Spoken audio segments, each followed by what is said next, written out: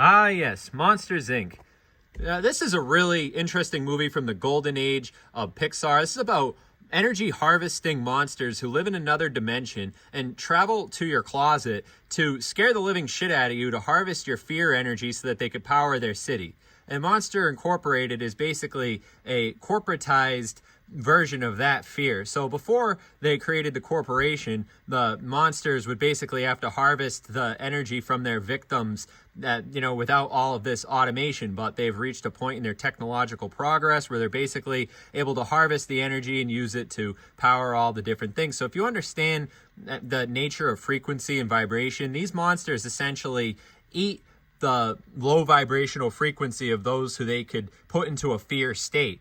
And it's very interesting, the parallels that we see happening right now, because we do see the mass populations of people around the world who are supposed to live in fear. And Monsters Inc. is sort of just a way of approaching these concepts and packaging them for an audience to understand. And this movie was, of course, a kids movie that came out during the golden age of Pixar, like I said, and a lot of these different concepts must have gone over people's heads.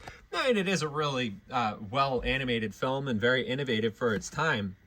So what happens is Randall here, who is the bad monster, decides that he doesn't just want to scare the kids. He comes up with this whole machine apparatus, which is like this unholy abomination, which could essentially just suck your life force out, just suck your soul right out of your body. And that's what we're watching happening right here. It's this literal tube. So instead of, I think they call it the screams. So they want to harvest people's energy. And this is what we're going to see happening to the poor, Mike here, or Sully, or whatever his name is, Mike Wazowski. Yeah, he's getting hit with the machine right here. And then this is what we're seeing is essentially rather than just scaring people and taking like a fraction of their soul and lowering their frequency, this is fully unholy abomination level. This is the monster's logical conclusion. So they put the worker in there, he gets the soul sucked out of him, and I think they cut a lot of that out, because I'm pretty sure that in the extended version you see a lot more about that. But so anyway, here's the corporate boss who's sort of the oligarch over the society, and of course he's running the media, and this is of course like a set, a lot of the different things here, so there's a lot of parallels that you see there, in the media sending out this fear, and then here we go, that's how they scare them. And then we see all these other aspects of it where the different celebrities and so forth are put up on a pedestal. There's a hierarchy, and then they're all in competition to see who could become the scariest monster. So Monsters, Inc. tells us a lot about the nature of frequency and vibration. And, then, of course, this actor right here has his, he scared the person that he likes. Now he realizes the nature of energy harvesting through fear is, pretty evil. This, spider dude has no good intentions for the kid, is basically going to have her, I don't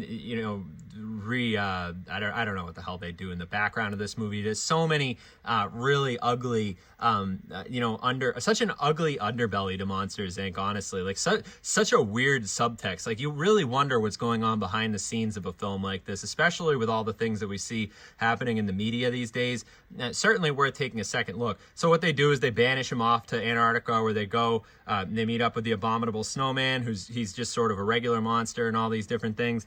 I don't really have much more to say about it. At the end of the movie, though, they do find out and discover that laughter is a more powerful energy than fear. So the movie does have a really great ending, and it honestly does speak a lot to that frequency and vibration thing. It's like the monster society had to evolve and realize that it was better to raise people to a higher vibrational frequency as opposed to having them having people live in fear, having people live enlightenment, and raising people's vibrational frequency up actually turned out to be more beneficial for everybody at the end of Monsters, Inc. So they learned their lesson. They learned that, fear and energy harvesting and being energy vampires is actually just less efficient. It's less efficient to have a dumbed down society where people are living in fear based on the media and all these different things. And that's the moral of the story is, maybe there are still going to be monsters out there who are going to be energy harvesters and putting out their fear propaganda and all these different things. But I mean, that's just one thing that we're going to have to all contend with.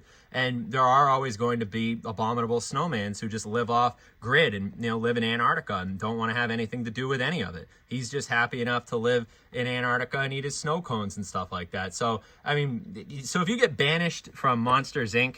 in the future, ladies and gentlemen, don't fret. Just, you know, make the best of your situation and realize, you know, you don't want to be too close to the demonic system anyway.